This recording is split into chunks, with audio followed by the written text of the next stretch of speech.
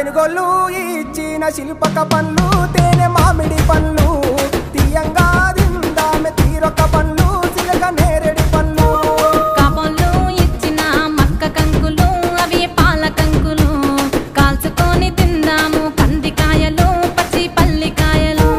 గుజారి గుజారి మామిళ్ళ కిందో నల్ల మామిళ్ళ కింద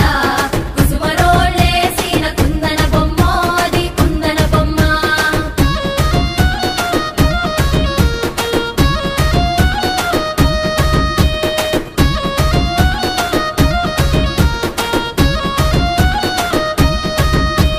బెస్తోలు పెట్టిన పచ్చి చేపలు అవి వట్టి చేపలు